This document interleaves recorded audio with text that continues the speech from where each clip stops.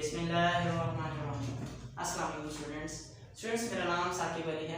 हम क्लास 9 की book mathematics को शुरू करने वाले हैं। बहुत ही मज़े की है, ठीक है। इसमें हम मुख्तलिफ चीज़ों को पढ़ेंगे और इस बार जो हम पढ़ेंगे ना मैथ की बुक थोड़े से अलग अंदाज में देखेंगे कि कोई भी टर्म यहाँ पर यूज हो रही है उसकी हिस्ट्री क्या है, उसका लॉजिक क्या है, उसका कॉन्सेप्ट क्या है। तो हम क्या करते हैं, फर्स्ट चैप्टर शुरू करते हैं क्लास 9 का मैट्रिक्स एंड डिटरमिनेंट्स। सबसे पहले हम देखेंगे कि इसकी हिस्ट्री क्या है, कि मैट्रिक्स का जो वर्ड है या मैट्रिक्स की जो टर्म है या डिटरमिनेंट की जो टर्म है कि कहाँ से शुरू हुई, ठीक है, और क्या क्या इसमें चेंजिंग आती गई, कौन कौन से मैथमेटिशियंस आए और इसमें अपनी कॉन्ट्रीब्यूशन की, और आपकी बुक के अंदर जो लास्ट मैथमेटिशियन है उस तक पहुँचेंगे, ठीक है। चलो अब शुरू करते हैं। वैसे देखो, मैट्रिक्स और मैट्रिसेस, METRIS मैट्रिक्स, जो मैट्रिक्स है ये असल में है सिंगुलर,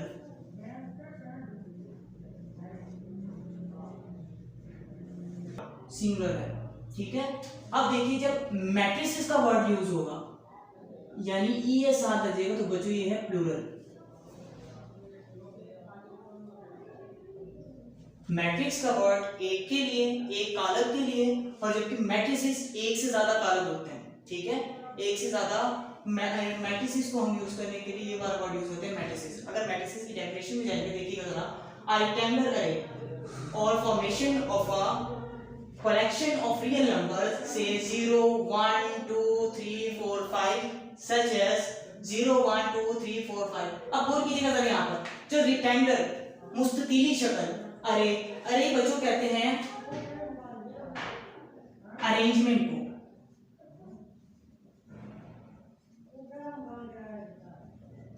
या तरतीब, ठीक है। एक मुस्ततीली शक्ल की तरतीब होती है, हम क्या करते हैं, कलेक्शन करते हैं या फॉर्मेशन बना लेते हैं, फॉर्मेशन कहते हैं बनाने को, of a collection of real numbers. Real numbers बच्चों तमाम जो से नंबर्स आप यूज करते हैं कॉम्प्लेक्स नंबर के अलावा, जिसमें आयोटा ओमेगा वगैरह के अलावा जितने भी जो रियल लाइन पर मौजूद होते हैं वो नंबर्स रियल नंबर्स कहलाते हैं। तो मैट्रिसेस के अंदर आप रियल नंबर्स को यूज करोगे, यानी 0 1 2 3 4 जिसे आप गिनती करते हैं, ठीक है। उन रियल नंबर्स को जब आप स्क्वायर की शक्ल में स्क्वायर ब्रैकेट के अंदर कर्ली ब्रैकेट के अंदर लिखते हैं तो आपके पास जो टर्म आती है वो मैट्रिसेस होती है। अब गौर कीजिएगा यहाँ पर, अ रेक्टेंगुलर अरे एक मुस्ततीली शक्ल की जो तरतीब है और फॉर्मेशन ऑफ बनावट of collection of real numbers. Real numbers एक मजमू होता है, मसलन देखिए ये रियल नंबर्स हैं, इनको हमने इस तरह कर दिया, ये बनावट की, इसकी अरेंजमेंट की, फिर क्या किया, क्लोज बाय स्क्वायर और बॉक्स ब्रैकेट, इसको आप स्क्वायर ब्रैकेट भी कहते हैं और बॉक्स ब्रैकेट भी कहते हैं, is said to be a matrix. बच्चों ये तो डेफिनेशन होगी मैट्रिक्स की। अब जरा इसकी हिस्ट्री पर जाते हैं थोड़ा सा पीछे, कि 1800 सदी 17वीं सदी से पहले मैट्रिसेस का वर्ड यूज ही नहीं होता था, मैट्रिसेस की बजाय अरे का वर्ड यूज होता था। गौर कीजिएगा जरा, matrices has a long history of application in solving linear equation. अब बच्चे देखो, जो लीनियर इक्वेशंस थी ये दर्जी मसावाते, इनको सॉल्व करने के लिए, इनके सॉल्यूशन के लिए हम क्या करते थे, अरे का यूज करते थे। उस वक्त मैट्रिक्स का वर्ड यूज नहीं हुआ था, मैं फिर कह रहा हूं। उन्होंने क्या किया, लीनियर इक्वेशंस वो इक्वेशंस होती हैं जिसमें जो वेरिएबल्स की हाईएस्ट पावर होती है x या y, जो भी होगा उसकी हाईएस्ट पावर 1 होगी। और कीजिएगा जरा, x + 2y + 3 = 0। और कीजिएगा जरा, यहाँ पर वेरिएबल की पावर 1 है, यहाँ पर वेरिएबल की पावर 1 है। वो इक्वेशन जिसमें हाईएस्ट पावर 1 हो वो लीनियर इक्वेशन कहलाती है। तो क्या कह रहे हैं, matrix has a long history of application in solving linear equation but they were known as अरे, लेकिन वो उस वक्त अरे कहलाते थे, मैट्रिसेस नहीं कहलाते, ठीक है। इतना क्लियर हुआ। अब गौर कीजिएगा आगे, जब 2nd century BCE before the Christ the 9 chapters on the mathematical arts. असल में उस वक्त क्या हुआ था कि the 9 chapters on the mathematical arts एक किताब थी, इस किताब को शाया किया गया जिसके अंदर क्या किया, द यूज ऑफ अरे method to solve simultaneous equations. Simultaneous equations को हल करने का तरीका बताया गया अरे के जरिए, अरे मेथड के जरिए। अब बच्चों और कीजिएगा, साइमल्टेनियस इक्वेशंस क्या होती है? जब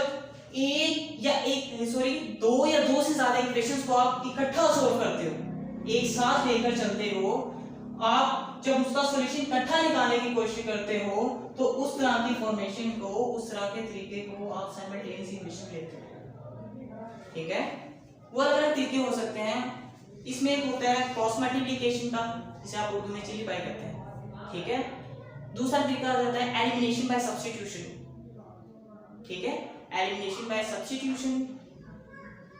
अब देखिएगा यहाँ पर जरा, और तीसरा देखिए बच्चों कोएफिशिएंट कंपेयरिंग। ठीक है, आप क्या करते हैं कोएफिशिएंट कंपेयरिंग में, तीसरा तरीका है कोएफिशिएंट कंपेयरिंग। कोएफिशिएंट कंपेयरिंग में आप क्या करते हैं कि x और y के साथ कोई ना कोई वेरिएबल होता है, कोई सा भी, मतलब यहाँ पर ले लीजिएगा। अब देखिए x + 2y + 3 = 0 लिखा हुआ है। आपने अगर y को कट करना है, कोई दूसरी इक्वेशन बना लीजिए, 3x + y + 5 = 0। सपोज करो ये दो इक्वेशंस हैं, एक ही इक्वेशन है, एक ही इक्वेशन है, आपने इसको कोएफिशिएंट कंपेयरिंग से करना है। आपने क्या करना है, किसी एक इक्वेशन को या दोनों को किसी ऐसे नंबर से मल्टीप्लाई करना है कि या तो x के कोएफिशिएंट अददी सर एक जैसा हो जाए या फिर y का। अब देखो, अगर मैं इस इक्वेशन नंबर 2 को मल्टीप्लाई कर देता हूँ 2 से, अगर मैं इसको 2 से मल्टीप्लाई करूंगा, मेरे पास क्या आ जाएगा, ये 6x बन जाएगा। ठीक है, 6x बनने के बाद ये बन जाएगा 2y, ये आपके पास आ जाएगा 10। जब आप इसको क्या करेंगे, सब्ट्रैक्ट करेंगे, तो यहाँ पर y की वैल्यू खत्म हो जाएगी। इसे कहते हैं कोएफिशिएंट कंपेयरिंग। समझ आ गया बच्चों? अब बच्चों आगे देखिएगा, जो है एलिमिनेशन बाय सब्स्टिट्यूशन, उसमें हम क्या करते हैं कि दोनों इक्वेशन में से किसी एक इक्वेशन में से या तो x की वैल्यू निकालकर या y की वैल्यू निकालकर दूसरे इक्वेशन में पुट कर देते हैं। ये होता है एलिमिनेशन बाय सब्स्टिट्यूशन में। जबकि चिली पाई में एक फॉर्मूला यूज होता है, उसमें क्रॉस मल्टीप्लिकेशन बच्चों की जाती है। ठीक है, ये छोटा सा इंट्रो था, तो हम अब वापस अपनी हिस्ट्री की तरफ चलते हैं। अब बच्चों देखो, 1501 से लेकर 1576। अब ये देखिए, ये इसकी है डेट ऑफ बर्थ, ये है इसकी डेट। ये जेरोमा कार्डियानो था, इसने क्या था, इंट्रोड्यूस किया था प्रोबेबिलिटी को। इसका काम हुआ प्रोबेबिलिटी में, बायनोमियल कोएफिशिएंट में, बायनोमियल थ्योरम में। wrote many more than 200 books on science। इसने साइंस के ऊपर 200 से ज्यादा किताबें लिखी हुई थी। 200 से ज्यादा इसने किताबें लिखी हुई थी। और क्या, इन 1545 के 1545 में इटालियन मैथमेटिशियन जेरोमो कार्डियानो जोसा था brought the method to Europe. Europe से एक तरीका लाया, आर्स इन मैग्ना। अब बच्चों देखो, आर्स इन मैग्ना इसकी किताब का नाम है, ये यूरोप से आया था और इसने एक किताब लिखी थी आर्स इन मैग्ना, जिसमें इसने अलजेब्रा पर मुख्तलिफ रूल्स को डिस्कस किया था। अलजेब्रा पर मुख्तलिफ रूल्स को डिस्कस किया था। अब बच्चे देखो, जो मैट्रिसेस है, मैट्रिसेस में भी एबीसी तो यूज होगी ना, एक्स वाई जी, तो उसने हमें तरीके बताए थे उस किताब के अंदर कि अलजेब्रा को मैट्रिसेस के जरिए, अरे के जरिए, सॉरी अभी यहाँ पर मैट्रिक्स का वर्ड नहीं, अरे ही चल रहा है। अरे को हम कैसे यूज करेंगे, अरे मैट्रिक्स को यूज करते हुए हम कैसे मैट्रिक्स इसको सोल्व करेंगे। अब देखिएगा, इसके बाद आ जाता है सीकी टुकाजो।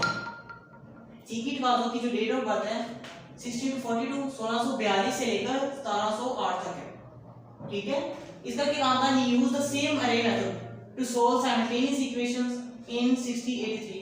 इसने भी बिल्कुल ऐसे ही साइमल्टेनियस इक्वेशंस को हल किया अरे मेथड के जरिए 1683 के अंदर इसने सोल्व किया। और जैपनीज मेथड, और इसने जैपनीज मैथमेटिक्स में बहुत बड़ा किरदार अदा किया।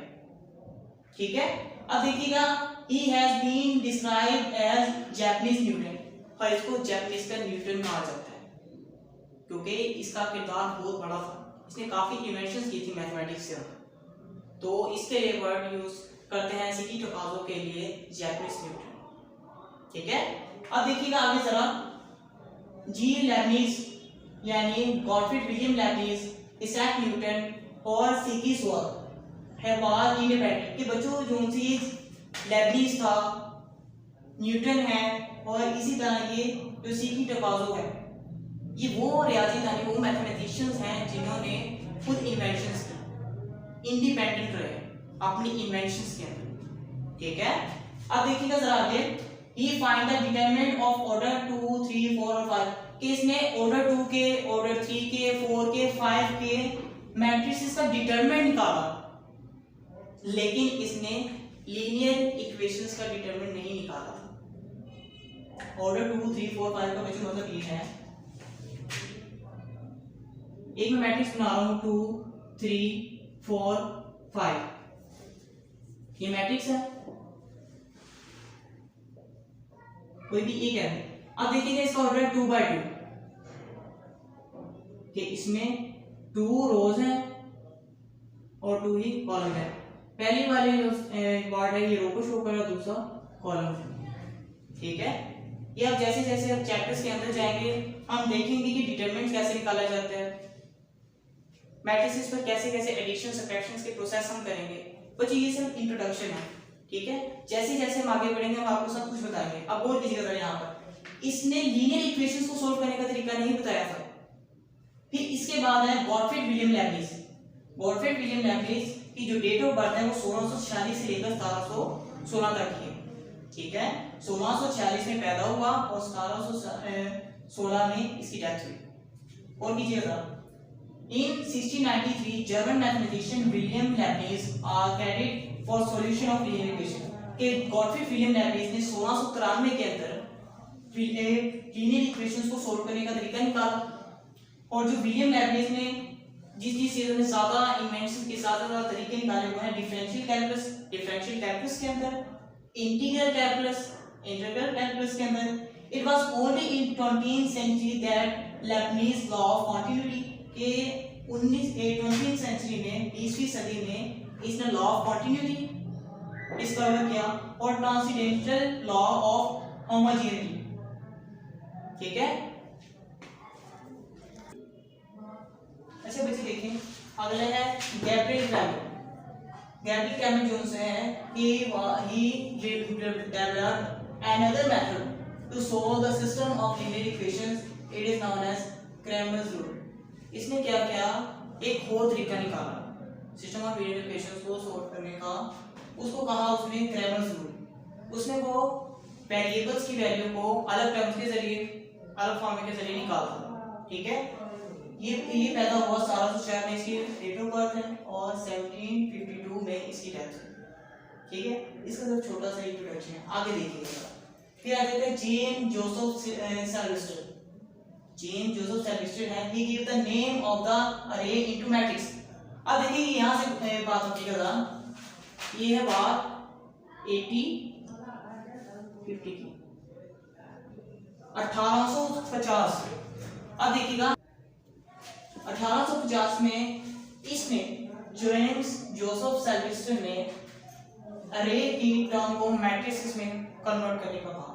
उसने कहा कि से I have in previous paper defined as a rectangular array के rectangular array मुस्ततीली शक्ल की of term, एक टर्म है out of which different system of determinants के जिसमें से मुख्तलिफ determinants निकाले जा सकते हैं may be engaged or as from the form of a common parent।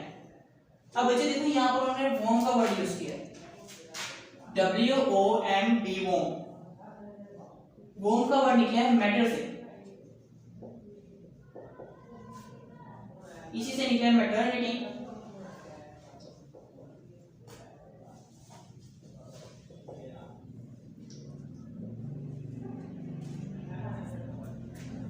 अब बच्चे देखिए मैटर से मैटरनिटी, मैटरनिटी बच्चे कहते हैं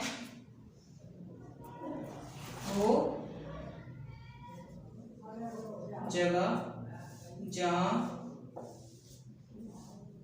चीजें तश्कील दी जाती है। अब गौर कीजिएगा जरा, एक मैट्रिक्स के कई डिटरमिनेंट निकाले जा सकते हैं, ज्यादा डिटरमिनेंट्स होंगे। ठीक है, अब उस एक मैट्रिक्स से उसके एक से ज्यादा डिटरमिनेंट्स निकाल सकते हैं, तो उन्होंने फिर इसलिए मैट्रिक्स का वर्ड यूज कर दिया। ठीक है, मैट्रिक्स का वर्ड यूज किया। और आगे देखिएगा, at his death he was the professor of Oxford university. और जो बच्चों जेम्स एलिस्टर की डेथ हुई, ये ऑक्सफोर्ड यूनिवर्सिटी में एज अ प्रोफेसर था। इसने मैट्रिक्स की थ्योरी में काफी ज्यादा काम किया। ये कुछ अरसे के लिए एज अ लॉयर भी रहा। अच्छा बच्चों, जो जेम्स एलिस्टर था ये फिर एज अ लॉयर भी रहा है, तकरीबन 14 साल एज इसने लॉयर के मतलब के तौर पर गुजारी है। फिर आ जाती भाई आर्थर कैली। जेम्स एलिस्टर आर्थर कैली से मिला। ठीक है, ये दोनों लॉयर में थे। 1855 में जब ये जेम्स एलिस्टर से मिला तो आर्थर कैली को भी मैथ में थोड़ा इंटरेस्ट पैदा हुआ। इसने फिर इससे कुछ इंफॉर्मेशन ली, उस इंफॉर्मेशन को यूज करते हुए फिर आर्थर कैली ने फिर मेन काम किया कि इसे इनवर्स ऑफ मैट्रिक्स में इनवर्स कैसे निकालते हैं, जब दो या दो से ज्यादा मैट्रिक्स हो उनको एडिशन कैसे करना है, उनकी सब्ट्रैक्शन कैसे करनी है, उनकी मल्टीप्लिकेशन कैसे है, ये फिर आर्थर कैली ने आगे चलाया। अच्छा बच्चों देखेंगे जरा, जो आर्थर कैली ने इनवर्स ऑफ मैट्रिक्स आपको रूल बताया, हमें बताया सॉरी, ये आपने क्लास 9th की एक्सरसाइज नंबर 1.6 में सीखेंगे कि मैट्रिसेस का इनवर्स कैसे निकालेंगे। और पीछे देखिए जरा, गैब्रिएल क्रैमर ने जो आपको क्रैमर रूल दिया है उसको आप यूज करेंगे एक्सरसाइज 1.6 में एज इट इज, कि आपने इन दोनों ने, एक आर्थर कैली ने और दूसरा गैब्रिएल क्रैमर ने, जो इन्वेंशन की जो रूल्स निकाले थे वो आपको 1.6 में पढ़ने पड़ेंगे। बड़ा मजा आएगा, बहुत अच्छे से रूल है। ठीक है, तो अब इंशाल्लाह मैं, अच्छा बच्चों ये थी इसकी छोटी सी हिस्ट्री, जो मेन साइंटिस्ट थे उनके बारे में बताया। इसकी हिस्ट्री और भी है, लेकिन एज इट इज जितनी हो सकी ये आप तक डिलीवर कर दी है। अगर आपको इसमें थोड़ा सा भी फायदा नजर हुआ, जो भी आपको अगर कोई चीज समझ आई है तो आप दुआओं में याद रखिएगा। ठीक है, इंशाल्लाह अब मैं इजाजत चाहूँगा, फिर मिलेंगे अगले लेक्चर।